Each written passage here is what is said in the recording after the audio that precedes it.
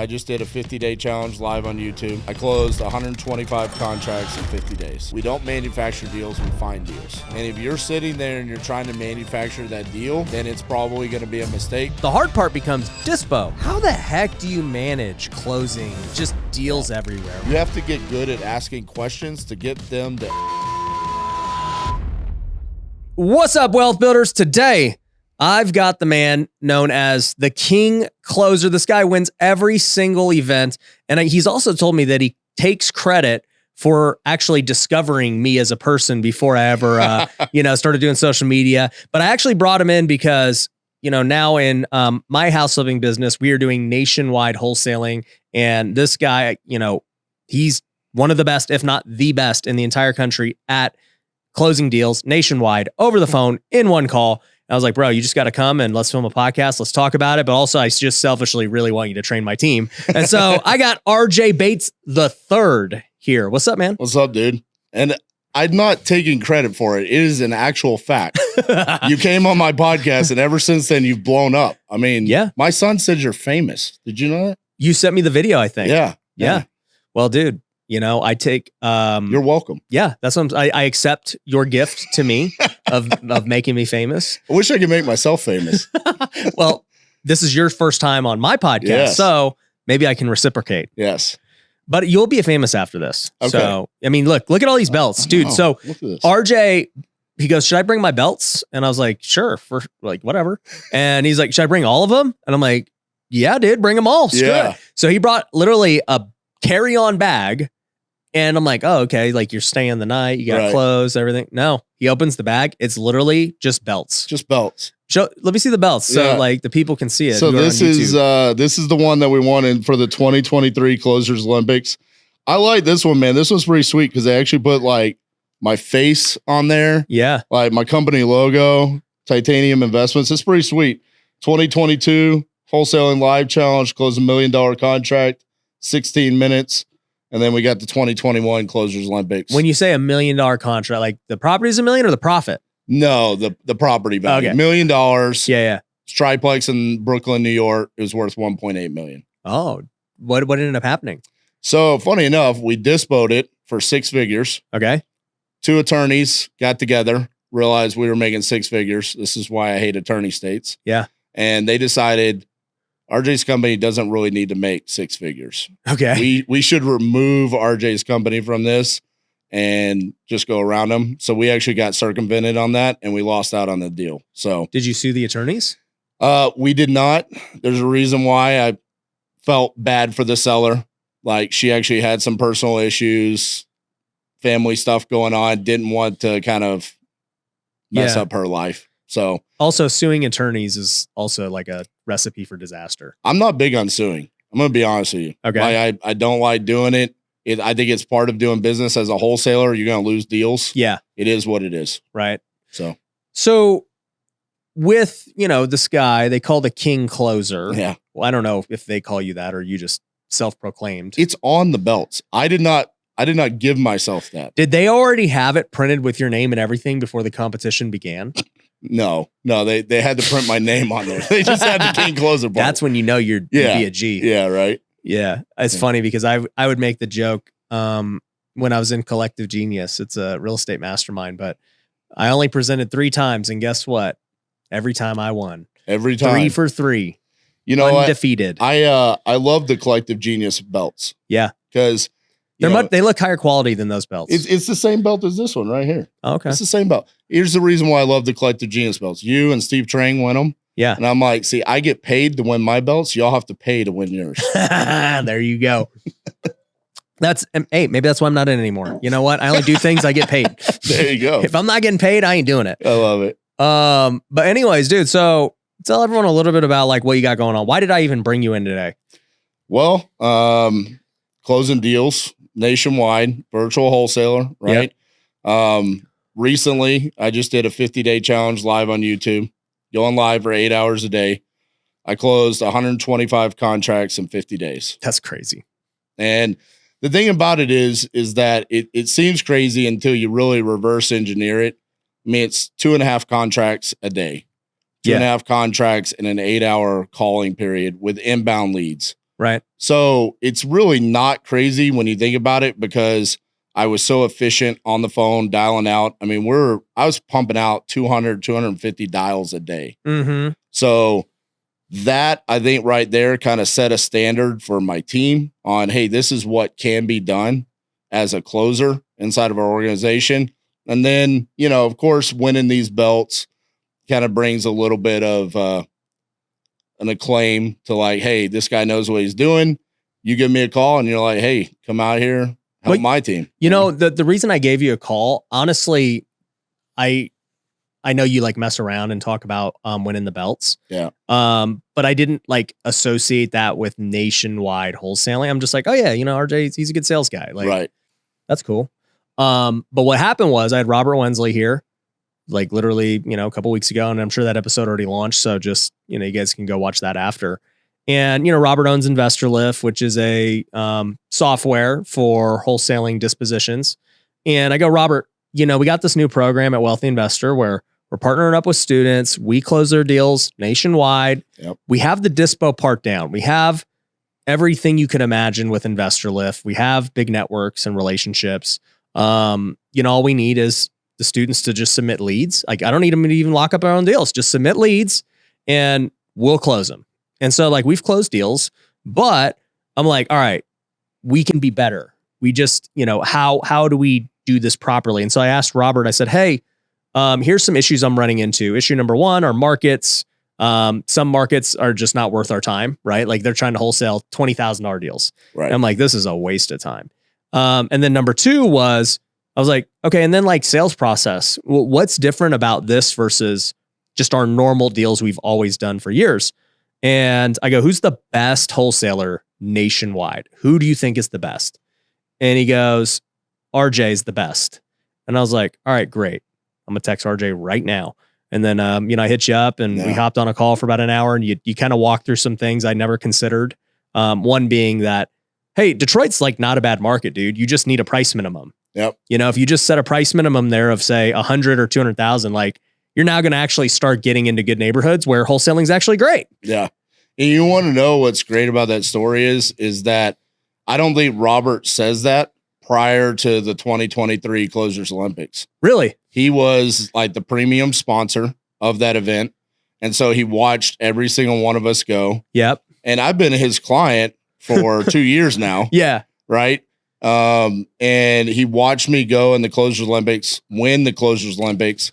And then they asked me if I wanted to host Dispo Day, which is the extra bonus day that Robert came up with. Yep. And so me and him were on it together. And then afterwards, he heard some of my feedback during the Dispo Day. And he said, hey, man, would you be open to doing a live dispo of your deal that you locked up during the Closers Olympics?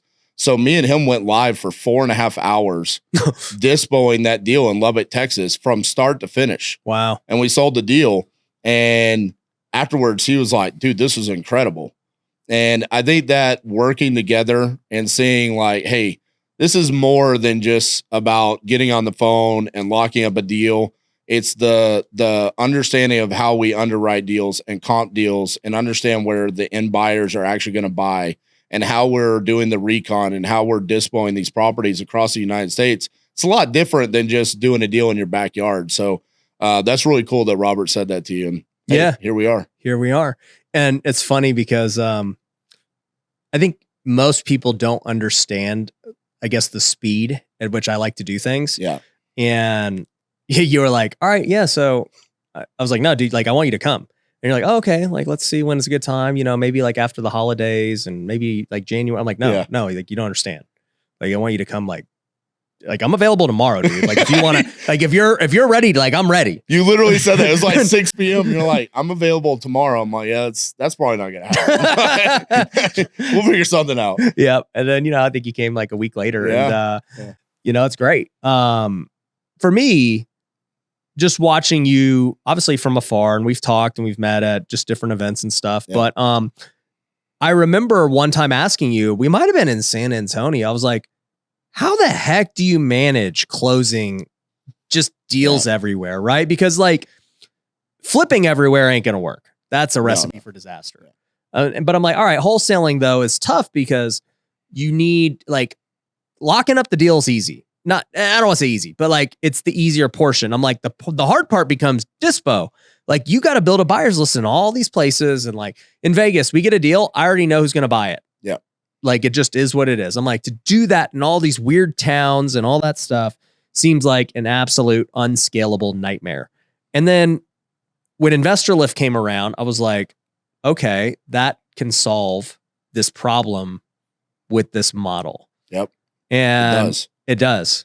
And I was like, okay, like now we're talking. This is a scalable thing now because I have the students and the resources to get the leads. I have the team to close the deals. And now I have a way to get rid of the deals. Step one of what I told you guys today is as soon as you're on the phone with the lead, you're taking that address, you're dropping it into your comping software. Yep. And you're dropping it into Investorlift. Yeah. I use Investorlift just as much for acquisitions as I do as for dispositions. Because my thing is do I have buyers?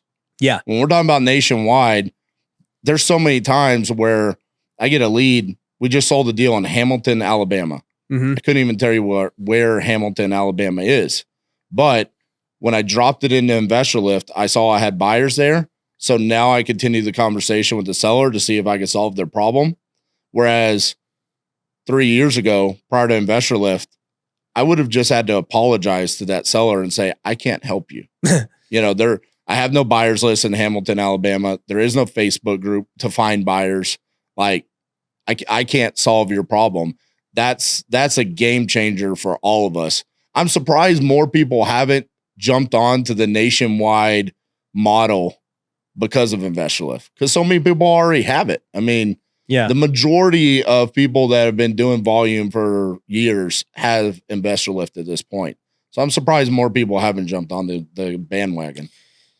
Well, I haven't talked about it yet, so it's probably going to change. So now we're opening it up now. Yeah. So that's just, it is what it is. But no, on like a serious note, like I think the reason it hasn't happened is my same stigma that I've had for a very long time of, dude, okay, trying to find buyers, dealing with, I get it. The acquisition side's not crazy, but the marketing side is what would burn you. Yep. Because you don't know how to, well, okay, this is the other thing too, is like, you don't know how to comp, you don't know the streets, you don't know a lot of things. Okay, but hold on. Why do you say that? So many people say, I don't know how to comp. I know. And the reason this, and once again, I'm just going based off like preconceived biases that I get it. I had before I finally was like, no, actually this is easy. If you could comp in Vegas, you could comp in Tampa. 1000%. I think where people get messed up is the rural weird markets that have no comps. Right. Like comping in Tampa versus Vegas is easy. Right. They're major markets. Or it's the Detroits. Yes. Right. Or the places with like random row houses, Baltimore's, Philadelphia's, Connecticut's. We did get a bunch of Philadelphia deals. We're like, what the heck is going on? Right. Here? You're like, we've never even seen this before. I don't know what this is. Right. Is this a condo? Is it a townhouse, a row house? I don't know. Yeah, there's going to be those scenarios, but more often than not, it's just a typical 3 to 1,200 square feet. Yeah. Find the blueprint property, whatever it is, find 3 of them. There you go. Move on to your next. Yeah. No, and I think like you said, the softwares are good enough. Like we have our own Wealthy Deals one that all of our students have. Like that works well enough just to get an idea of the ballpark. Like, when you're going, and this is something for you to wonder, like when we're comping properties, okay, you said something interesting where you were like, look, I'm not necessarily always just looking at ARV and everything. Sometimes I'm just looking at what it tells me as is value, or, sometimes I don't even look at the numbers. I'm just looking at like the sales around it. Mm-hmm. Yeah. Because specifically in like lower income areas where a lot of leads are going to come in like the Midwest and the Sunbelt areas where, maybe you do have houses that are selling for $200,000, $175,000. It's more important to look at where are like actual investors buying properties. Why are they going to buy your property for $50,000 if they can go pick up a property off the MLS for $25,000? Like, it makes no sense. I mean, you flip houses. Yeah. If I tried to sell you a house for $50,000 and you could pick one up off the MLS for $25,000, you're going to laugh at me. Yeah. That's where we got our teeth kicked in when we started going to some of these lower income areas, is that, hey, we were reverse engineering our numbers just like it was Dallas Fort Worth or Vegas or Phoenix. Yeah. And it's not the case. You're like, those numbers work. But they're like, yeah, but I can go buy 20 of these right now without you. So you have to understand where the end buyer's actually buying. And when we shifted our mindset to that in comparison to trying to come up with a MAO, maximum allowable offer, that really changed things where it's like, hey, this is where our buyer's going to buy and this is the reason why. And kind of the acquisitions is empowering the dispositions manager with that information. This is the reason why the end buyer is going to buy this deal. And when we made that change, because I do a lot of the acquisitions for our company because I love it. It's what I do. It's so funny. And so many people are like, RJ, when are you going to get out of the seat? I think you've asked me that before. Yeah. Like, hey, when are you going to get out of it? When I want to. I've done it for a while, multiple times. And then when I get back in the seat, it's empowering. Just like you get the rush from playing golf. Yeah. It's like, I enjoy this. This is what I like to do. And when I sit in that seat and I then come up with like, hey, this is the way that you should dispo this deal because this is the information that I gathered during the acquisitions process. It's so much easier for our dispo guys to be able to sell the properties that way. So like when I was talking to your team this morning, I'm like, hey, it all starts with acquisitions. Acquisitions is the heartbeat of your business. And it's our job to empower everybody after us, the TC, the dispo managers, everybody. It's our job to give them all of the information and explain why this is a deal. No, I love it. So what even led you down the path of nationwide? Like what were you doing before? Well, it all started when Cassie and I spent $65,000 on my mom's credit card to learn how to do real estate here in Vegas. Oh, really? Yeah. August 2014, we were at the Luxor learning from old flipping Vegas. Scott Yancey. Yeah. Yeah. We didn't learn a whole lot. We learned how to get deals off the MLS. Yep. And dispo on Craigslist. That was what we got for $65,000. Yep. And so for the first 2 years, we were doing all of our deals off the MLS, and it really kind of dried up pretty quick where I have a pretty big appetite. Yeah. So it's like after a couple of months, I'm like, okay, I've seen every house on the MLS in Dallas Fort Worth. I was like, let's go to San Antonio. Let's go to Austin. Let's go to Houston. And then it was like, this is back in 2014. Yeah. It was like, well, what's keeping us in Texas? Let's go to, I started looking up where the biggest assignment fees, and I saw Portland, Oregon, Phoenix, Arizona, Baltimore, Maryland. So it's like immediately within 2015, we were already in multiple states because we were just doing deals off the MLS and there wasn't enough for us to keep up the volume that we wanted. So that's what led us down that path. We didn't go full all 50 states until COVID of 2020. So you were probably in how many states? 26 states prior to 2020. I mean, that's basically all of them. I thought you were going to be like, yeah, we were in Cali. And I avoided Montana, Wyoming, the Dakotas, all the places you played minor league baseball. Yeah. Dude, I'm the mayor of Fargo. That's what, I was like, hey, what do you think about Fargo? I loved living out there. You're like, dude, no. And I'm like, why? And you're like, you told the team that they just know, they all know each other. They all know each other. Yeah. It was ridiculous. We got a deal in Sioux Falls. Yeah. And it was the most sad dispositions. Like we had the seller calling us saying, why are you calling my cousin trying to sell them my house? I mean, it was just like, we're so sorry. We'll send you the termination. Like I'm embarrassed. Yeah, this is not going to work out. That reminds me of Anchorman. He's like, I'm embarrassed. He just, but with that, like even to backtrack, right? You just mentioned Cassie, and she's like working right now, which is great. Yeah. So how did you guys even meet? So Cassie and I became friends. What was it? 17 years ago. Our significant others were all working together. And we were just young, dumb, and stupid in our 20s, started hanging out, spent way too many nights in the bars, just hanging out in our 20s. And then I worked, my first job was a Pizza Hut delivery driver, became shift manager, became an assistant manager, became a general manager. Dang, I did not know that. And How old so- were you?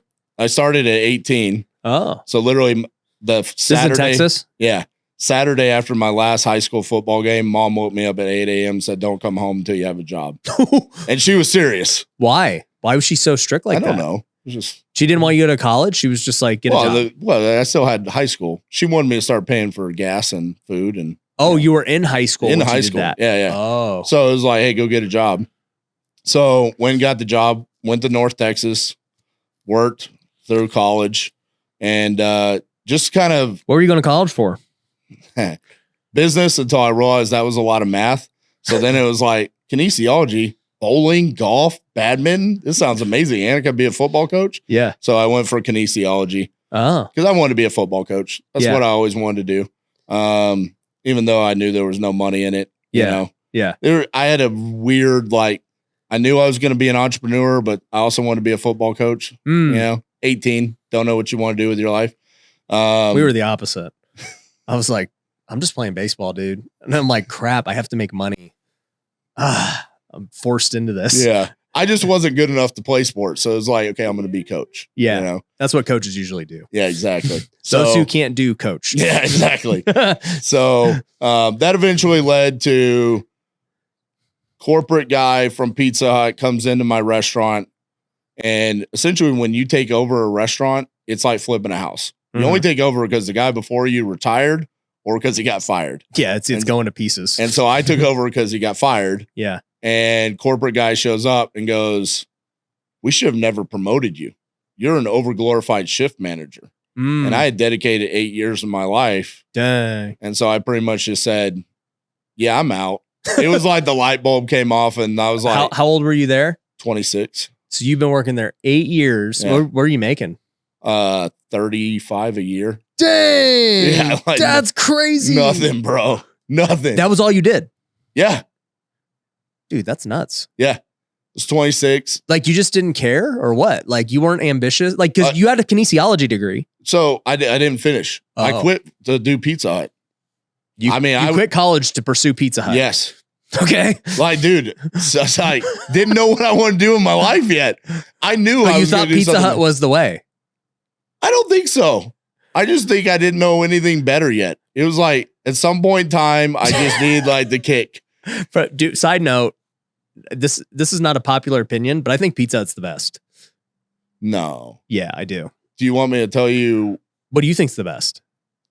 Well, I don't want you to tell me what Pizza Hut does. No, I don't want to know. You don't want to know? Okay, just all right. What is it? It's not bad. I mean, it's frozen dough. You know, I mean, it's Well, yeah, I mean, it's not. that's normal. That's all I good. think Domino's is better. That's what everyone says. Everyone likes Domino's. Papa John's gets votes. Just maybe you shouldn't have said I was an overglorified shift manager. No, I enjoy Pizza Hut the best, and the reason is I'm a stuffed crust pizza guy. You know what that is? It's What? it's hand toss crust with string cheese just wrapped in around it. That makes perfect sense. You can 'cause- make it at home. dude. Just take a piece of string cheese and just roll the crust over. That's all it is. I'm gonna do that. Do you know what the worst thing that happens on busy nights is when you run out of stuffed crust pizza? Because you have People to love it? prep it. Oh, And then when you run out, there's someone in the back just literally putting pieces of string cheese. Like, does Pizza Hut just kill it on stuffed crust or what? yeah. I Yeah. mean, oh, dude. You're Okay. giving me PTSD right now. No, dude. So I got a question too about this. Oh. So, yeah, because whenever I say I like Pizza Hut, like people get weirded out. Yeah. I will also say, not good opinion, but I also don't mind Little Caesars, which is like cardboard, but I don't mind it. No, that's wrong. I know. Yeah. I feel bad admitting it, but Pizza Hut, Domino's, Papa John's. Okay. yeah, I know Little Caesars is like it's shameful. It's like, it's when things are real bad. Oh, Like, I know. hey, I know. kids' practice is over at 9 p.m. Oh yeah, feed the kids whatever, dude. $5. Yeah. Like, all right, Yeah. get it. Let's go home. Yeah. Yeah. But So one company I don't know how they have an existence is Papa Murphy's. I've never understood how. have you they're ever in had business. one? I just don't understand the comp. No, I've never had one. Okay, It's But good. I bet it's good. I'm not disputing that. I just don't understand the business model of me picking up a frozen pizza. I could just buy a DiGiorno's. I don't understand why anyone does it. Because it's Pizza Hut quality without the wait. I have to cook it. But have you ever tried to get a Pizza Hut pizza on 7:30 p.m. on a Friday night? No, dude, I'll just get it delivered. But it takes forever. So I'm gonna go drive to Papa Murphy's. Yep. Pick up this frozen pizza. Yep. Heat up the oven. It's not very much different. They also make a pizza on top of a pizza. So you know how you like stuffed crust? They have stuffed pizza. Now that's interesting. It's like two pizzas that's like a tostada. Yeah. Okay. Or not a tostada. There's something like literally as you're eating it, you're like, I'm going to have a heart attack. Yeah. This is at least 5,000 calories. Yeah, I should stop. This is not good. But I still, in my mind, I just can't comprehend how Papa Murphy's kills it. Bro, I've got a question. Okay. You eat Panda Express like every day? You know, there was a period of my life, where that was for many years. And your dad forced you to eat McDonald's every day? For a period of my life, almost a decade. And you eat Little Caesars? Yeah, for a period of my life when I was in college, I eat Little Caesars. How are you skinny, bro? What is happening? Genetics, dude. That's all it is. Bro, that's not right. I'm disciplined though. So I work out every day and dude, genetics. Did you just hit me with I'm disciplined? Yeah. I'm disciplined on eating my Egg McMuffin and orange chicken every day. You know, my acquisitions guy, Michael, who you said is going to just absolutely crush it. He's been with me like 6 years. And so him and I are in Bible study together. I actually found him in prison, by the way. I don't know if he told you. No. So literally I met him in Bible study and it was his first one. And he's like, yeah, I just got out of prison. I'm like, oh, tight. Happy to have you. He's like, yeah, I'm looking for a job. I don't really know what to do. And I watched him for a couple of Bible study because I wasn't going to be like, oh, I got you. Right. I was like, yeah, I don't really know what this guy's all about. And then after a while, I was like, you know what, dude, come to my office and let's see you hit the phones. Right. And then, that's cool. He never left. But why did I bring him up? Discipline. Oh, discipline. Yeah, because him and I were workout partners too for many years. Yeah. And he was like, Ryan, he'll tell people, he's like, Ryan is the most disciplined person you've ever seen in your life, other than one thing. He's like, he'll never miss a workout. He'll never miss working or a video or anything that needs to happen. He will not do anything wrong. Right. He's like, but he has no discipline when it comes to eating. He will eat sweets. He will eat Panda Express. He will eat pizzas. And but for me, I'm like, well, I still look good. So what's the point? It works. Works. I think at some point in time before we got off on fast food, we were talking about me working.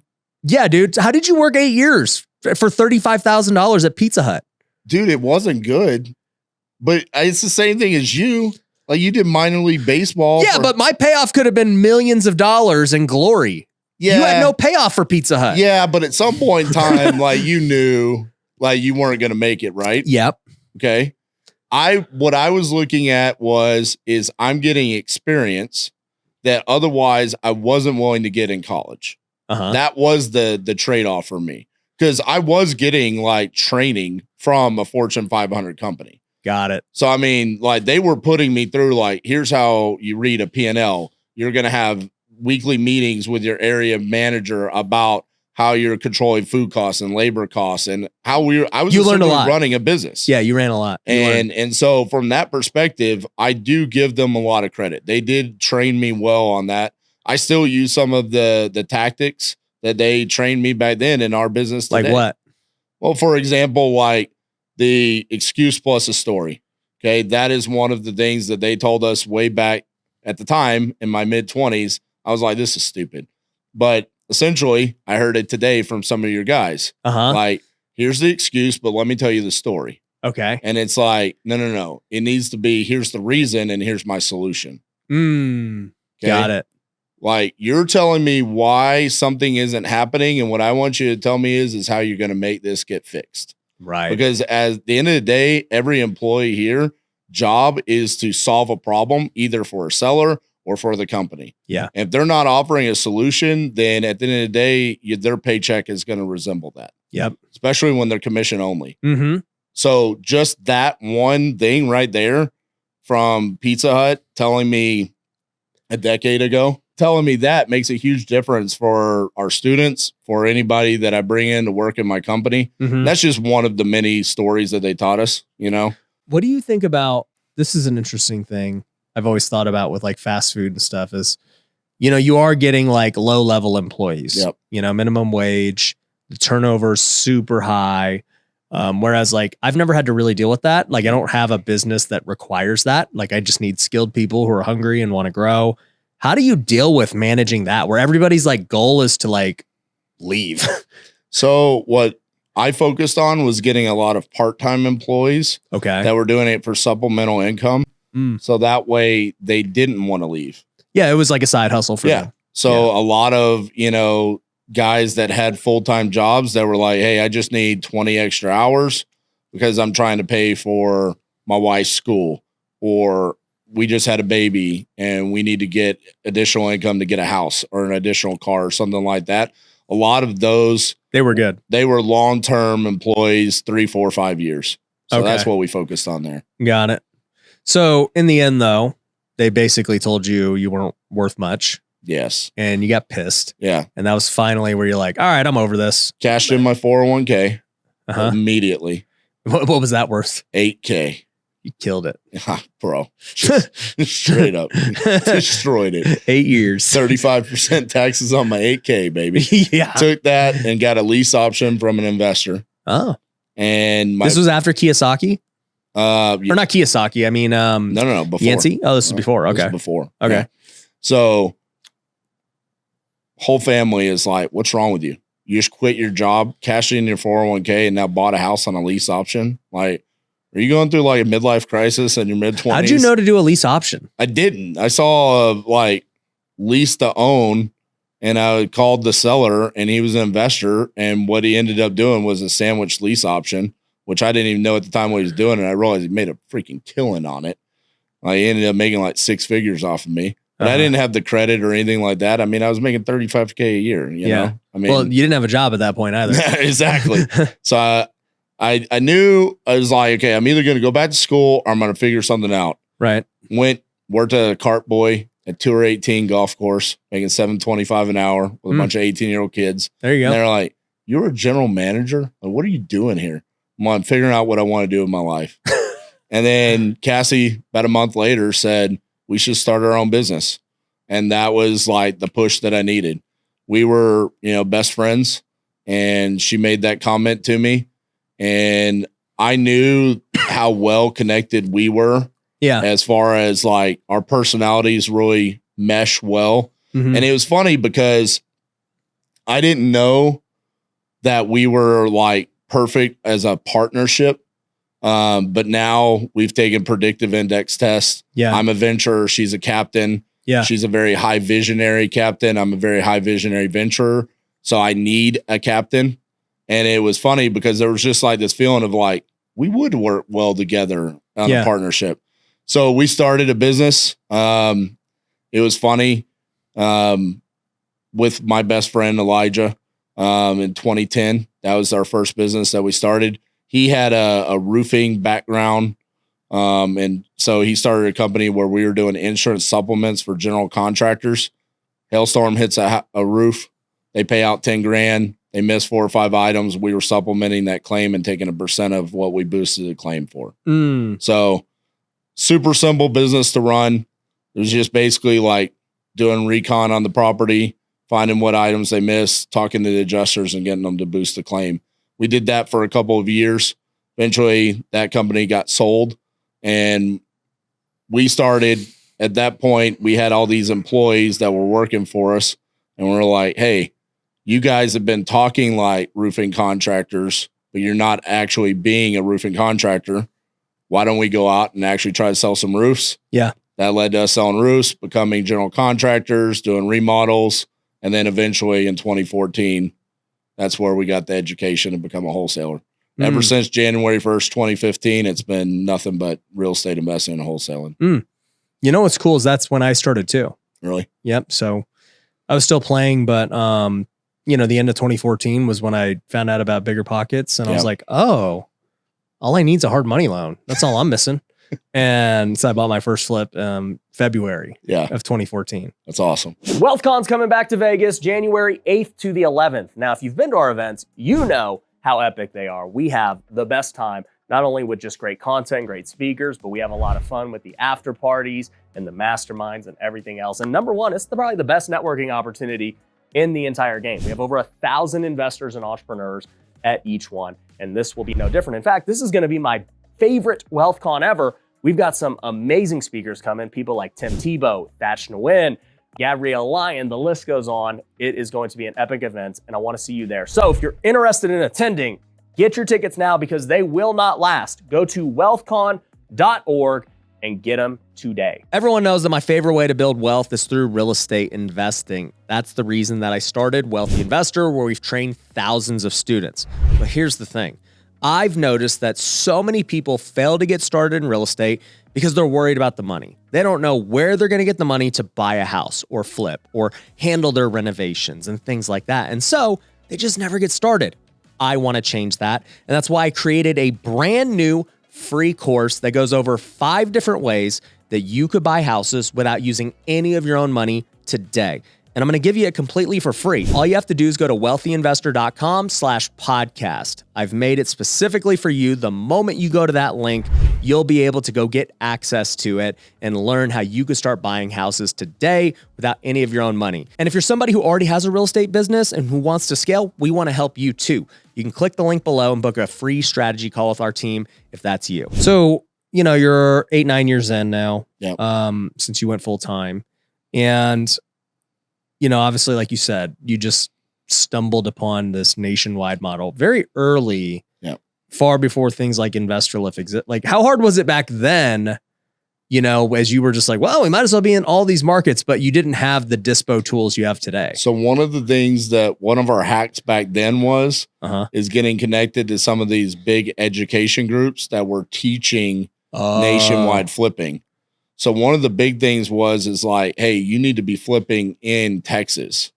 If you don't live in, you know, say like, for example, we had a buyer in Idaho.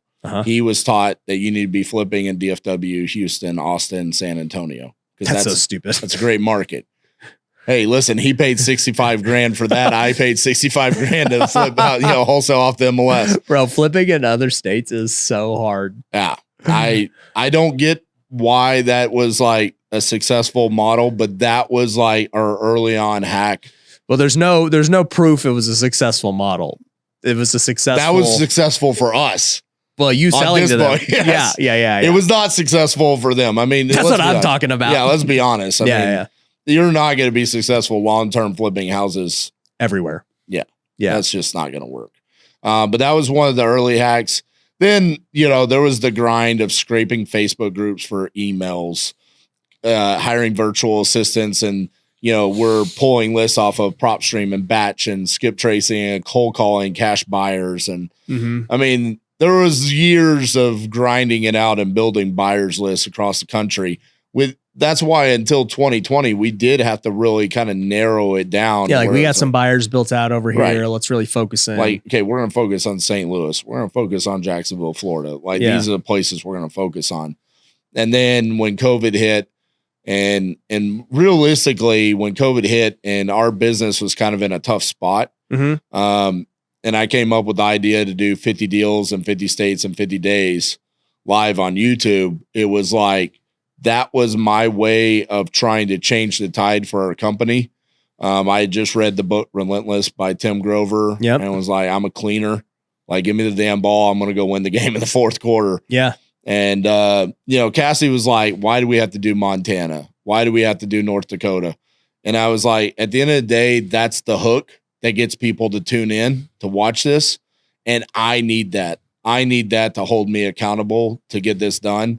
And she found a way to pull it off on the backside. I put her in a pretty tough spot, you know, locking up deals in Cheyenne, Wyoming, and Butte, Montana, but she found a way to make it work for us. Yeah. So speaking of that, right? The argument always, and this is the argument that I hear all the time too, with any business. It's not even just nationwide, but pre-Investorlift and, you know, the ways that we're talking about doing it now, which we'll go more in depth, but Do you think you would have been better served going deep in one market? No, because that wasn't going to satisfy my personality. I mean, I had deep level conversations with guys like Brent Daniels about this, who is like, dude, we are going as deep as we possibly can in Phoenix, Arizona. Like, don't talk to me about any other city. And that's his personality. Yeah. My personality is like, no, I want to figure out a way to where I can go do deals anywhere in the United States. And now when we have these things like these paper lead models that are coming out where at any point in time, I can lock up a deal, I don't think that I would be able to do that as well if we were just super deep in Dallas Fort Worth. Yeah. Explain that. Like, I think paper lead, it's a pretty new concept. Yeah. Explain what it is. So the paper lead model kind of came out, to my knowledge, late 2021. Yeah. And it's really kind of exploded now, this year, where instead of going out and doing the, pay per click, you can just essentially pay someone that's running all these ads, either whether it's YouTube, Facebook, Instagram, whatever they're doing, wherever. You're just paying them per lead exclusively. Some of them are even non-exclusive if you want to get them for cheaper, but where you're able to get those leads and not have to run any of these campaigns, not have any of the ad spend or anything like that. You're just saying, like for me, it's, hey, here's $1,000. I'm going to get 10 leads anywhere in the United States. You don't know where they're coming from. No. Take them or leave them. I mean, it's. So wait, they're like, this is the price. Yep. $1,000. You're getting 10 leads. Yep. Could be Dallas. Could be Fargo, North Dakota. Bro, it's like a pack of cards. Yeah. It's kind of cool. It is. It's like, oh, I got Sally Joe in Fargo. Yeah. This is going to be a good one. Yeah. She's in all the hologram. Now everything. I just call them and just ask them if they know who Ryan Pineda is. You should say, hey, back in 2016, this guy, he didn't have crazy hair at the time, but you would know him, right? Yeah. He wants to buy your house. He has like he'll lowball you. He'll try to sell it to your cousin. I already know the buyers there. Yeah, exactly. But I mean, it is a little bit weird when sometimes you go on a streak of like 15 in a row and that really are junk rural locations, mobile homes on rented land.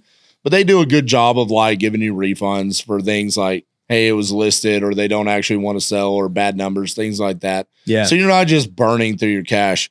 But once you get it built up, like what we were talking about earlier, like, hey, let's invest $5,000. That's going to give you 50 leads. Yep. Then from there, you should be able to get about 7 contracts. Our average assignment fee is about just south of $15,000. So it's a little bit less than the nationwide average because we're not getting those super Seattle, Vegas, Phoenix kind of assignments. So say it's 14,000, you're walking away with like 100,000 gross. Yeah. I mean, can't beat that. You're going to turn around and invest, 20, 25, and then you got the ball rolling. So explain to me this, right? Like you right now, you're doing this pay per lead thing and like, you're getting great returns. You yourself are closing because you enjoy it. Yep. You have other acquisitions teams. Yep. My mind is immediate like, bro, I mean, if you're getting those kind of returns, just give me 10 acquisition guys and let's go nuts. Yeah. Like why hasn't that like happened yet? Well, part of it is that you do open up Pandora's box when it comes to the TC side of things, the disposition side of things, the recon side of things. I mean, it's not as simple as like, okay, I'm locking up a deal and it's insta dispoed like it is here in Vegas. Right. I mean, there's a lot of work on the dispo. There is work on the disposition side of things. That is the downside of this, right? So we kind of flip the script. A lot of times people have the difficulty on the acquisitions because dispo is super easy because you're in Vegas or Phoenix. Yep. My personality is I want volume.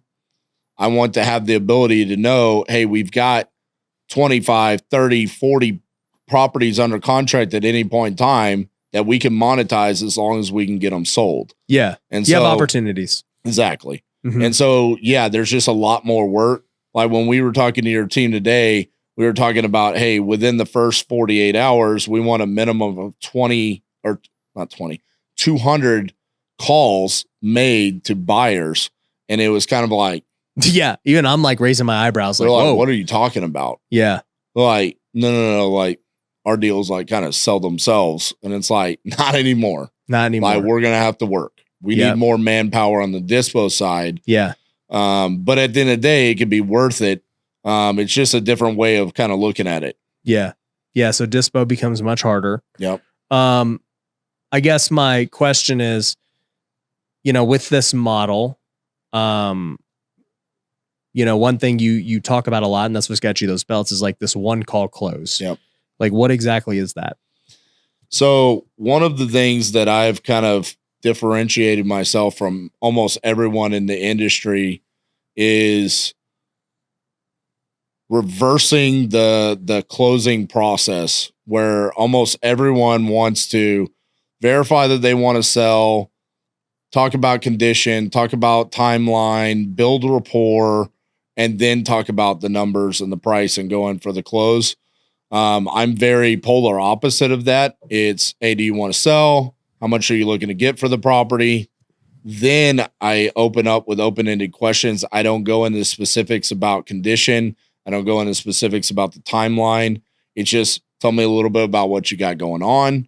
Allow the seller to tell me what's most important from them, and then really kind of use my ability to carry conversation through open-ended questions, kind of pull out what's most important to the seller, and then see if I can match their asking price. So a lot of times we're not even giving an offer. Actually, that was one of the big things with your team today is removing the word offer from their vocabulary. We don't want to say that. We want to see if we can give the seller what they want. This eliminates the seller remorse, sellers wanting to back out of contracts, really kind of putting ourselves in the best position possible to close the deal, because they're happy with it. And it's a win for us. It's a win for the seller, and it's a win for the end buyer as well. So what would you say from a sales perspective that when you just go and accept an offer, a seller instantly thinks, oh crap, I could have got more? So one of the things that we do there is what we call reverse rapport. And I'm glad you brought that up, because this was a big kind of light bulb moment for your team this morning. So we're just giving the seller what they want, and it's about building credibility and then kind of giving them the understanding that we're making this a win-win across the board, and explaining how we're the experts in this situation. And when they kind of realize that when we build the rapport through the credibility and how we're solving their problem, and we really dive into understanding what their pain and motivation is. The example that I gave today is there's a gentleman with an amputated leg that his bathroom no longer had floors, and he needed to sell his property because with the amputated leg and the floor missing in the bathroom, I mean, he was in a pretty bad spot. Yeah. And through the reverse rapport with me talking to him about how we were going to solve his problem, understanding how he was going to get moved, understanding how he was going to receive the funds. It's crazy how many people don't know how a real estate transaction actually takes place. Yeah. We do it all day, every day. This might be 1 to 3 times in their life they ever do a real estate transaction. So really breaking down that credibility kind of eliminates that, like, I think I could have gotten more, because we're not just diving into saying, okay, yep, I can give you 100,000 for your house. It's about solving their problem and that credibility side of things. Yeah. I just kind of wonder, like, to like reframing it of, let's just say I'm going to accept their offer, right? You're like, hey, what do you want? And they say, oh, I want, $70K, yep, $100K, whatever. Right. And, you're not just like, yeah, okay, let's do the deal. Right. You're like, okay, and you just kind of go into whatever you say. Right. But now I'm saying, tell me a little bit about what you got going on. Exactly. Now you're going to tell me the most important thing to you. Yep. And now I have to find more out about that than what you just told me. Mm-hmm. You're going to tell me 4 minutes of information. I need to get 10 minutes of information out of you. That's where the skill set for the closer has to come in. You have to get good at asking questions to get them to tell you more than they originally tell you. Yeah. If you can do that, then you're going to crush it. That's why I told you your team's going to crush it, because I saw their ability to continue conversations today, that a lot of people lack the ability to do that. That's good. So you're going to, have this conversation with them for 10 minutes. Well, you're not even having a conversation. They're just telling you about stuff. Right. And so basically you're like, all right, so what do you want for it? They say 100,000. And is your response from there just simply like, well, you're not paying any closing costs. You're not paying any realtor fees. We cover all that. It's a net offer to you. So like, is that the best you can do? And I asked them, what's the best you can do for me? What's the best you can do for me? So it's that wording every time. Yes. So what's the best you can do for me? It's amazing when you ask people a question a certain way. Is that the best you can do? Or is that the best you can do for me? People want to do things for you. Yeah. Changing one or two words. I heard one of you guys get on the phone and just naturally, he couldn't help himself. He was like, hey, you talked to someone on my team about selling your property. Give me a call back so I can give you that cash offer. I said, dude, you're screwing yourself. Okay. Because now he's going to call you back and say, so what's my cash offer? Right. Now you have to figure out condition, timeline, motivation, all of this information to then make an offer, when the way I taught you was the second question you ask him is what's his price, to figure out if this is even a seller we need to talk to. Right. Now you're asking them to give you their offer. Right. Yeah. And here's the thing. We're the buyer. They're the seller. How was I able to get 2.5 contracts a day? Because I talked to more people than everybody else.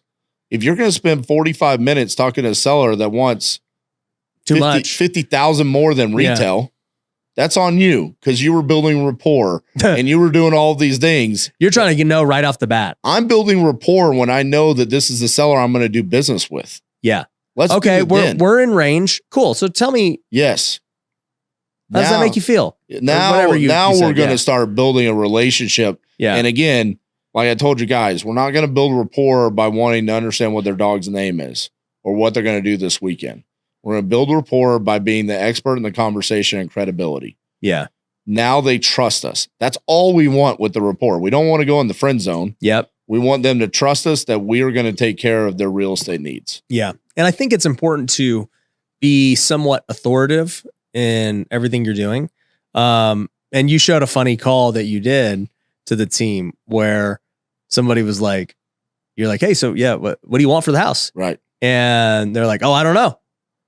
And you're like, well, didn't you submit don't you want to sell the property? Yeah. Didn't you submit online that you wanted to sell the property? And they're like, yeah. So what do you want for it? Mm-hmm. And they're like, I don't know. And then you were like, well, when you do know what you want for it, how about you just give me a call back? Yeah. I was like, whoa. And what happened? She was like, I want 100,000. Exactly.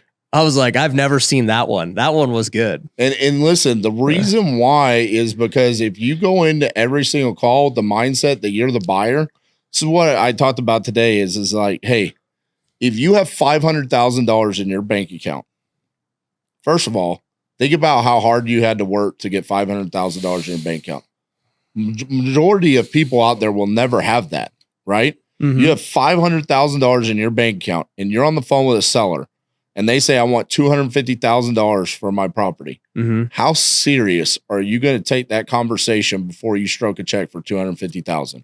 Very serious. Let's say that forget hard money loans, other people's money and all that. Yeah. You're going to take, I say, go into every single call like that scenario right there. Yeah. When you go into every single call like that, I don't care that you're wholesaling it. Yeah. You're trying to figure out where your end buyer will buy this property. And if it's a win for them. Yeah. If it's a win for them and it's a win for the seller, it's a win for us. Mm-hmm. And when you do that, that is where the mindset shifts, where it's like, dude, I don't want to play this game where I'm going to make you an offer and try to guess and see if this is a win for you. Yeah. Because the next seller will be motivated and want to tell me how much they want for their property. And then we can have just a casual conversation about it. Mm-hmm. So it's just a change in the mindset going into these calls. Yeah. So you're just straight up asking them. And I guess what I was thinking was, okay, so they said, yeah, I do 100. And you say, is that the best you do for me? And they say, yeah, you know what, RJ, I like you. You know, you got that nice beard. I heard you won the Closer Olympics. Like, I do 90 for you. Okay. Now, you bring up the Closers Olympics there and the nice beard. I want you to know something. During the 50-day challenge, 125 contracts. 13 of them came from Instagram and TikTok of them watching my reels talking to other sellers. Is that not crazy? They watched me on TikTok buying someone else's house and then said, I'll sell them my house too. Wow. 13 contracts came from that. And then multiple times I've been live on YouTube and the seller has jumped on the YouTube live while I'm on the phone with them. And they're like, are you on YouTube right now talking to me? And I'm like, yeah. And they're like, oh, because you tell them. Yeah. They're like, they're on the chat watching. They're like, this is crazy.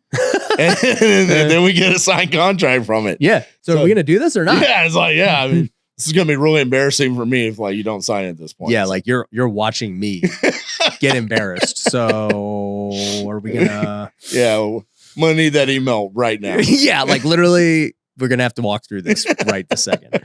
What's your social? Yeah, right. If you're watching this show, my guess is you're probably an entrepreneur who's trying to grow your business. And for me, the best thing I ever did to grow my business was build my personal brand on social media. It's allowed me to get more revenue. It's allowed me to raise more capital, and it's allowed me to hire better talent. And if you are not currently creating content for your brand, you're missing out and your competition is. So if you want to learn to grow, my advice is to create a podcast. Now, there's a lot that goes into building a podcast and why I believe it's the best way. So I've actually created a free training that I want you to go check out. If you go to pinedamedia.com/podcast, you can go access the free training right now and see how a podcast is going to be the best decision to grow your personal brand today. So go check it out by clicking the link below, and I'll see you in the training.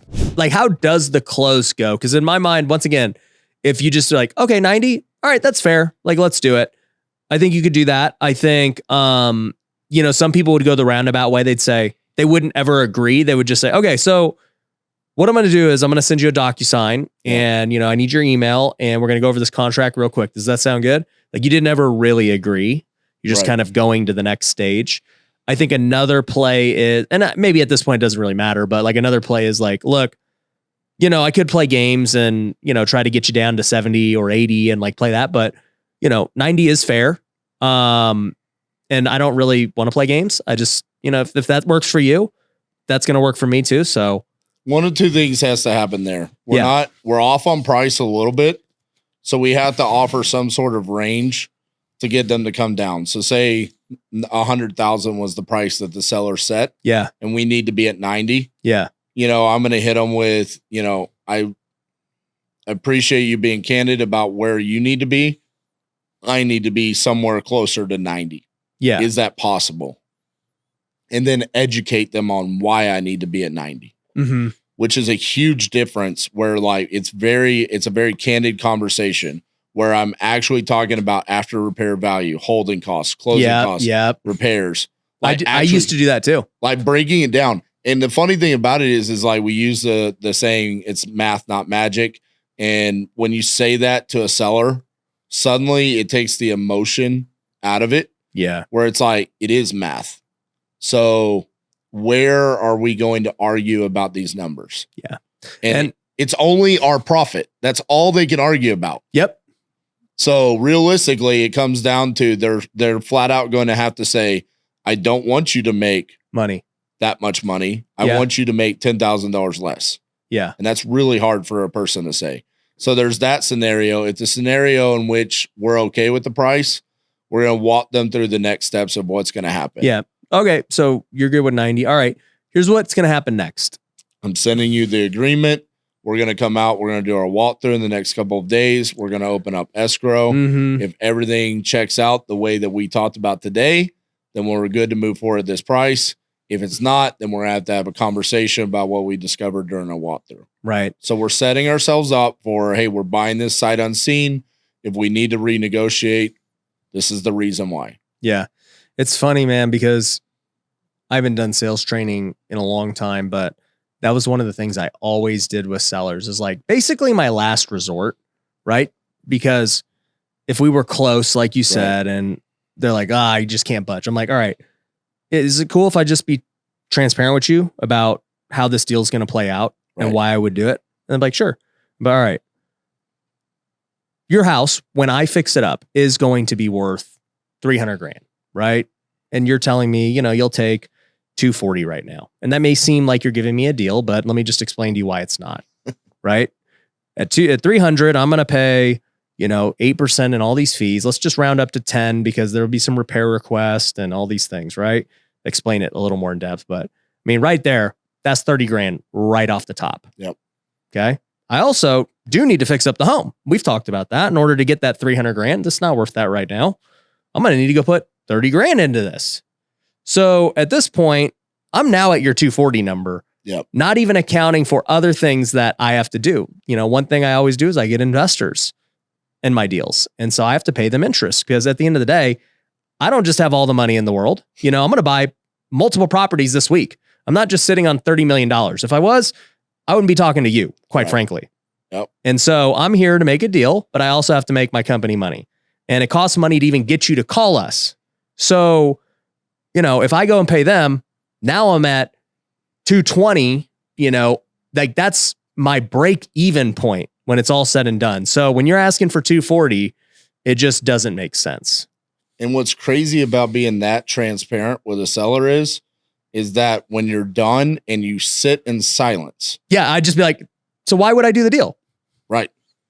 Now they are actually thinking on the level in which we want them to be thinking, which is on the numbers, understanding where we are because we were fully transparent. Yep. Where does the argument go? It's either going to go really well for you and they're going to sign the contract, or it's going to go sideways because the emotion and the illogical side of that person. Yeah, then there's nothing you can really do. And we just found out that we probably didn't want to be doing business with them anyways. Exactly. And even the numbers I just gave, I would, that's not even really that close, but let's just say 240 was the break even, right? And they're asking, 250, right? So my profit's 10 grand if I was to do this deal right now. And, for me, I'm always thinking in terms of a flip, what would a flipper pay? Right. And so it's just hey, let me ask you a question, right? We just went through the numbers. You agree. Would you do all the work required and take all the risk we are talking about in this market with these interest rates, with this much uncertainty, with this old man in the White House who I don't know what he's about to do? Okay. Would you do that for 10 grand? That's the upside? And they'll be like, no. I'll be like, why are you asking me to do that? Right. If you really want to sell your house, put it on the MLS. You don't need me. And I will say in that line right there is we put sellers in one of three buckets. Mm-hmm. It's, do you want to sell? What's your asking price? What's going on? From there, we should know price and motivation. Mm-hmm. If there's no price and no motivation, that bucket, we instantly refer them to a realtor and we're off the phone. Yeah. I probably said that line right there, why haven't you listed with a realtor? Mm-hmm. This is what realtors exist for. Yeah. You. Yeah. Right here. Yep. I need to move on to the next seller. If the price is wrong, but there's motivation, those are the more common calls for us. Mm-hmm. It's about diving in to understand where they got that price and then explaining and educating that their motivation has to match with price. Exactly. And then the ideal scenario is price and motivations, right? And that's just lay down. Exactly. Yeah, those are lay downs. Right. But what we're talking about is they're obviously motivated and we're close. And now I'm just explaining to them look, this makes no sense for me. You already agree. You wouldn't buy this if you were me either. So your only option is to list to do what you want to do. Yep.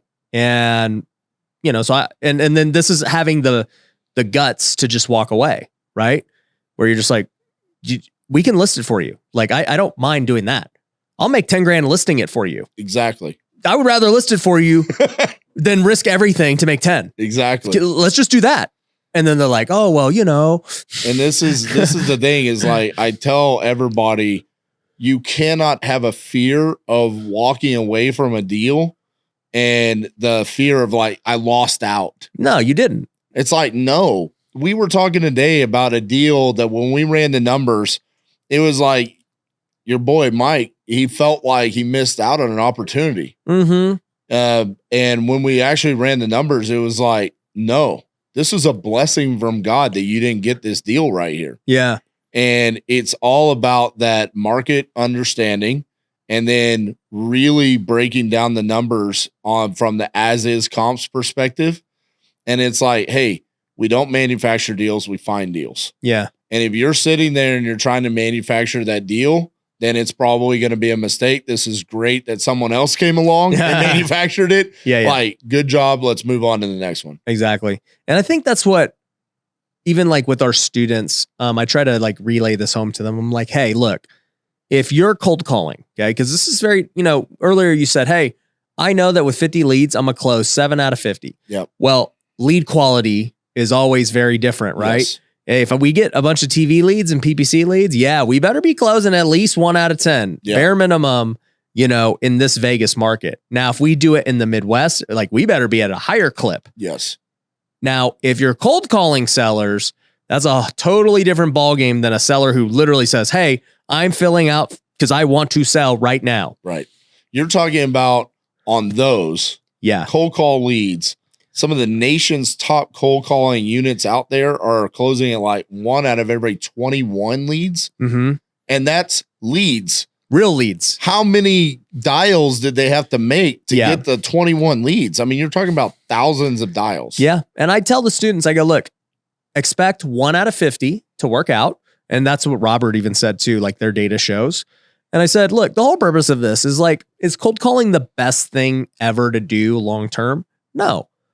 Is it a good way to start and build your skill set and like get out of your comfort zone and start talking to people? Yeah. Yeah. That's why we want you to, and is it cheap? Is it not going to burn you? Because if you go start paying $100 for a lead, you could get burned really quick, as a newbie. Oh, for sure.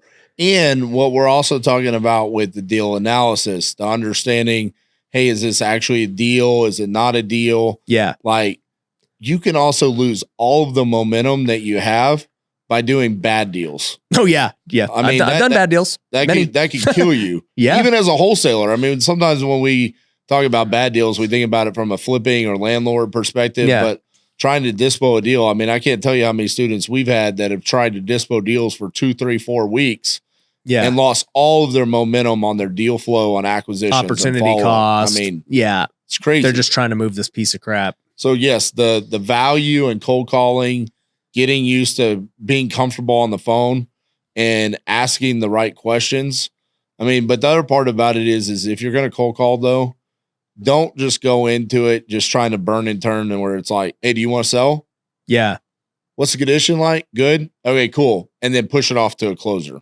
Right. Like actually try to build some skills along the way. Yeah, and rapport and everything. Right. Yeah. So with that being said too, I'm interested to hear what you have to say about just different markets, because that was also one of the reasons I reached out to you. I was like, hey, in my mind, I'm in a tier 1 market. I understand the pros and cons. The pro is finding buyers is easy. The fees are way bigger, but the con is it's harder to get deals, it's very competitive. Yeah. And then you said, hey, well, there's also the tier 2 markets and, they're going to have smaller fees. The acquisitions are going to be much easier, but yeah, you're going to have to work hard on dispo to sell them. Yeah. The thing about it is those tier 2 markets that we're talking about, the dispositions isn't as difficult as like, there's a lower tier. There's tier 3, which we don't want to be in. Yeah. I mean, those are going to be the ones where you're really going to have to work. When I talk about like a tier 2 market, I mean, we're talking about like a Cedar Rapids, Iowa. Yeah. Okay. We got apartment there. And the thing about that is you can easily find buyers in Cedar Rapids, Iowa inside of Investorlift. So it's not like you're working dispositions, but the acquisitions is so much easier there in comparison to Vegas. Oh, for sure. But you're not going to get a 40K rip in Cedar Rapids. I mean, you can, but not very often. Everybody would look at you like the richest man. And you wholesaled one for 40? What the? You must have gotten it for 0. What kind of magic is that? Right. That's not math. Exactly. Right. Exactly.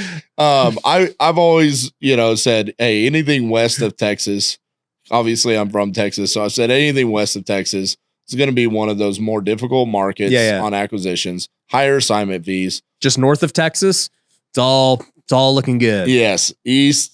I mean, listen, Midwest, Sunbelt, that's like the go-to markets for any virtual wholesaler that's looking to do volume. Yeah. You know, Indiana, Michigan, Ohio, Georgia, Florida, Mississippi, all those places. Yeah. Great for volume. Lower assignment fees, somewhere in the 10 to 12,000 average assignment range. Yeah. But you by the way, you brought up a good point for me that made me say, all right, you know what? We're going to push the students to tier 2. It was momentum, and you've mentioned it a few times. Yeah. And, you know, for us, it's like, yo, we like fat deals, man. Like I'm all about just, that's just what I'm about. Right. But you were like, hey, it's good to get momentum, especially for students. Cause if they start seeing, you know, themselves have one deal, whether it's $5,000 or not, it's like, yo, that's a deal. Like I'm motivated now. Dude, I had a student that just posted a check for $3,800. They're hyped. The reason why he was hyped is because that got him over 6 figures this year. And that was such a monumental moment for him. Right. He did the deal in Oklahoma. Yeah. Whereas he lives in Utah. Yeah. The thing about that is that was such a monumental, like 6 figures. Yeah. Whereas you're talking about, that's like 3 deals here in Vegas. Yeah. Right. Mm-hmm. But for other people, they look at a place like Utah and Vegas, they cannot compete with your marketing spend here. Right. So when we're talking about, hey, I'm a student and I'm getting started and I need to do a deal. Right. Like go do a deal in Little Rock, Arkansas or Tulsa, Oklahoma, or a place like that where you can get that momentum of cashing a check. The dollars don't really matter. Mm-hmm. Sometimes it's just it's like the ability to go to your spouse and say, hey, remember that crazy thing called wholesaling? Mm-hmm. Like I actually got a check. I'll never forget that first check I got in 2014 was $7,500. And it was like, dude, this happened. Like I thought it was like a scam the whole way until the 7,500 actually went in the bank account. I was like, this is gonna not work. I literally called the escrow officer every single day and was like, just so you know, I'm coming to a close and I don't have $92,000. I'm not buying it. Like this guy's supposed to send you the money. You say this double close could just pass through magically. Like, I have no $92,000. She's like, RJ, it's okay. I do this all day. Yeah. So having that feeling, I remember that still. Yeah, it's 9 years ago. But at this point, you know, with our students, it's about deal flow, getting that trust factor. And then they get the confidence to say like, hey, let's go do some marketing in Vegas, in Salt Lake City and Seattle. And let's see if we can get a deal. And that's the point of this whole program is like, for me anyways, like I'm going all in on this model and like, I know it's going to scale and crush as a win-win, right? The students, us, everyone. But it is for sure the just stepping stone. I tell them all, I'm like, guys, I don't want you to just do deals with me forever. Like, let's, okay, cool. You got your feet wet. You got some wins. Okay, let's go out on your own, you know, maybe start getting some better leads, you know, pay per lead or, you know, PPC or these other things. And then we'll go that route. And that way, you know, if you can cut your teeth cold calling, this is going to feel like the easiest thing ever when you go to this. Exactly. And the thing with cold calling and then having you guys lock up the deal is they get this back seat, like way to watch the transaction go down on the, how did y'all analyze the deal? Yeah. Why did you lock it up at that price? What were we able to sell it for? Right. Exactly. Right. Whereas a lot of times you don't get that kind of handhold experience. No. You know, it's kind of like, all right, so I got a deal under contract. My options are I either try to dispo it on Facebook, Craigslist, or JV with someone, and then they just dispo it, and I have no idea how it played out or what happened. Right. Yeah. It's just, oh, okay, I went JV with a big box wholesaler, and then the next thing you know, they said it was sold, and I'm getting 10K. Yeah. I don't know how. That's not really like educating you along. No, you made money. Right. But yeah, my motto with this is like learn while you earn. Yeah. Love it. Yeah. So I'm curious, like at this point in your career, right? You're still closing because you just love doing it. And it's what the company needed. Like you said, it needed this momentum and this spark. And now things are going well. You guys are dialed in with this model. Mhm. Like, what's the future hold? Like, do you plan to try and scale it? Do you see yourself moving out and getting on the business side, or the not the business, but the owner side? Yep. Like, what's the plan? So I'm really big on having a younger team right now. We've got 3 21-year-olds working with us. Okay. 25-year-old, and another 20-something-year-old. And our team's very young and very dedicated. And some of them have already been with us for 3 years, believe it or not. And I'm seeing them kind of. It's better than Pizza Hut. Yeah, right. I'm seeing them kind of follow in mine and Cassie's shoes, but at a much younger age, to kind of eventually replace us where we are as we grow. Yeah. We're just not at the point right now where I don't want to stop playing the game. Yeah. You know? Well, you never stop playing the game. You just play a different game. Yeah. It's just, I really enjoy what I'm doing right now. I'm not doing acquisitions every single day. Hop in when you feel like it. I'm doing acquisitions when I'm ready to turn the camera on and make content, lock up a deal. And yeah, dude, it's a lot of fun. What happens to the acquisitions team when they're like, oh, great, RJ's taking the leads? It's more like the dispositions team is like, here comes a wave of contracts. We're gonna have to, because they're the one and the same. Yeah. Our team is cross trained, so it doesn't really matter if like. Do the acquisitions have to dispo their own deals? Yes. Oh. So that's a huge difference. Is like we don't have just dispo guys and just acquisitions guys. What do you think? Like, do you think that that's the best way? Do you think I should be doing that? I don't think so. Okay. I think what's going to end up happening here is you already have established, like, to take someone that's been doing something for 5 years, and then be like, okay, let's add dispo to this. Yeah. I think that's broken focus. Yeah. This is how we brought them up. This is how they don't know any different. Right. Yeah. I mean, several years ago, our model was, you're getting 20% commission, 10 for acquisitions, 10 for dispo, whatever you lock up, that's what you're dispoing. Yeah. Like they essentially had like their own little business inside of our business. Yeah. It's a little bit different now with the base plus. But it's still their responsibility to handle the deals coming in. And then also we had to do something with me starting acquisitions back up. We're talking about 2.5 contracts a day. I mean, you need more dispo. They were like, holy cow, like, stop doing acquisitions. Everybody do dispo. And RJ's a one-man wrecking crew. Everyone's dispoing. Yeah, I mean, basically. He gets all the leads. Nobody gets a lead. It pretty much turned into that. That's what I was wondering. I'm like, what do they do when you're like, you know what? I'm going to work today. Give me all the leads. Yeah. I'd be like, oh, F this guy, dude. Yeah. Like, I mean, I'm supposed to eat today. They actually love it because it's like, I mean, they do get paid a little bit fatter of a commission on the dispo when I do that. Yeah. So I'm kind of giving them the hookup there a little bit. Yeah, you're just basically giving them some softballs. Yes. Yeah. I mean, it's like, hey boys, team needs a boost. Let me come in. Yeah. Let us get us going. And then the other thing is the feedback that comes from my experience with the leads and what's going on. It's never like, hey, I just go in and close deals. It's the constant conversations with companies like Lead Zolo. Yeah. Constant conversations with our VAs about like, hey, these aren't correct. Right. I'm like, what's happening here? Or, yo, this is killing it. Like, double. Yeah. I mean, there was plenty of conversations where I'm like, triple down on whatever we're doing here. Yeah. I mean, I remember we got a couple of deals in certain locations I never heard of. And like, they just. Is this in Mexico? Yeah, right. I mean, they like flew off the shelves with like multiple offers. And I was like, hey, Lead Zolo, give me like 10 more in that city. You know, like, I don't know what's going on here, but give me the exclusivity in that city. Just that city alone. Yeah. So, it's really good for the team though, to also have both me and Cassie still involved. Yeah. I think they really like that. Yeah.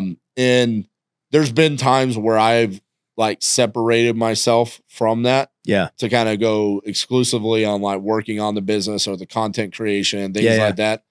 And then there was a disconnect between me and the team. Yep. And that doesn't suit my personality very well. Got it. I'm a much more hands-on like leader.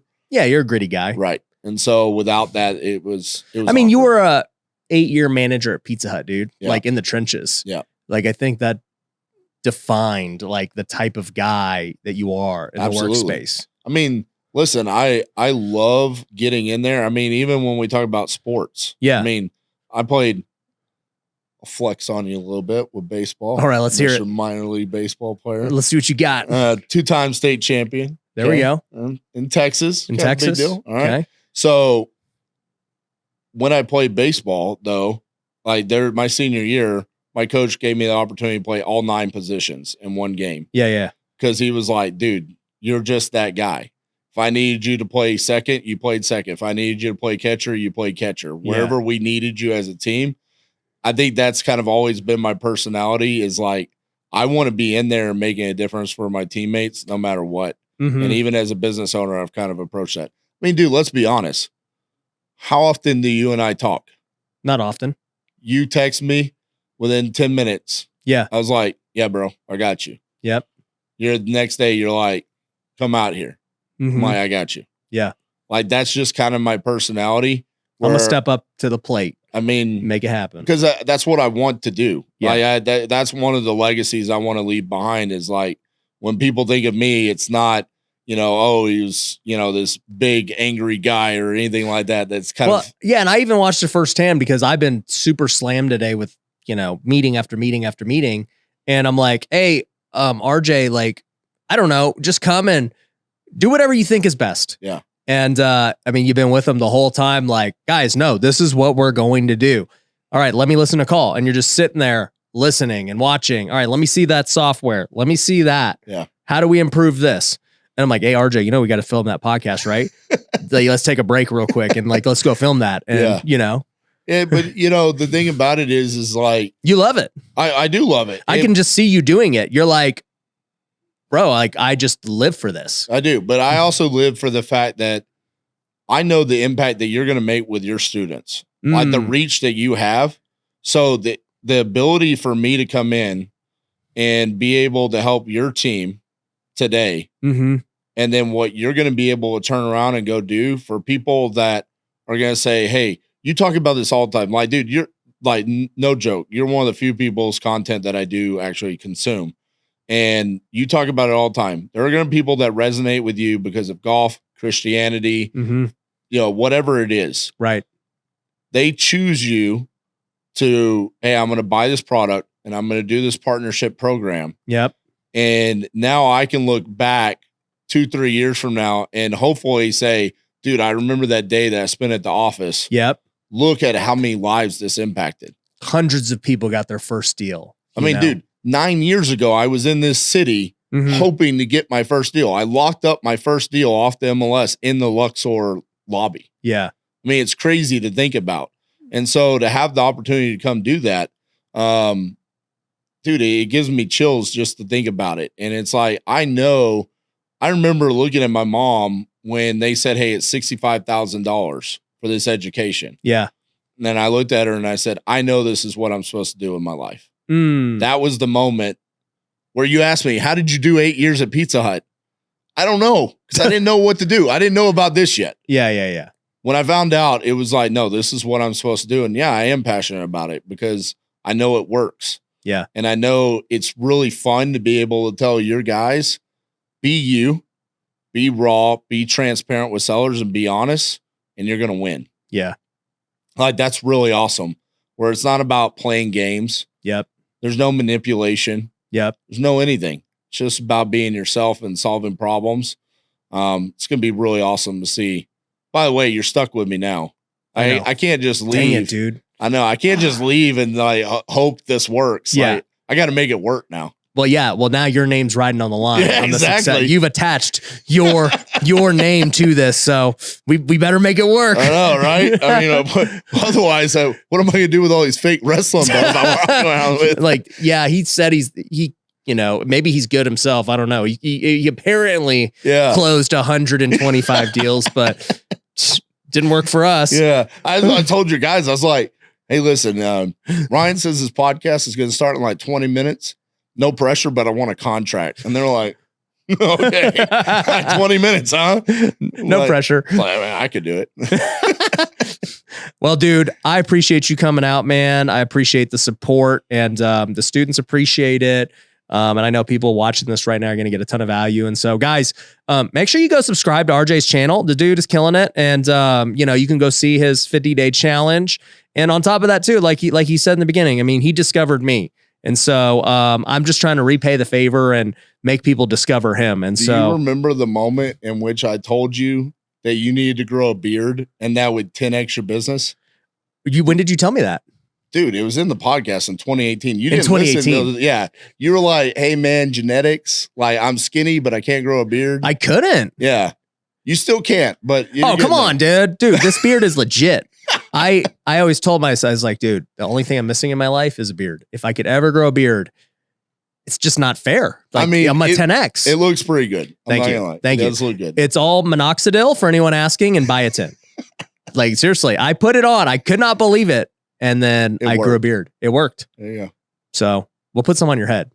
It'll work. It's not going to work. It's not going to work. It's over, bro. Give up. No, bro. Hey, I thought I was a lost cause too. I thought I was a baby-faced Asian who had no chance. No. You didn't have hair and then it started growing. Oh, you lost. I had hair and it decided to start. There's a difference. It's not coming back, bro. There's a difference. It's over. I had untapped potential. Yes, exactly. That's funny. Guys, follow RJ, man. And thanks for watching. We'll see you later. Peace. I was broke 24 months ago. Now I'm worth over $100 million. Like, it happens so fast. Every year, there's tens of thousands of people that come into this industry and they spend all their money on education, training, tools, and 99% will never do a single deal. And then they'll quit. There needs to be a better way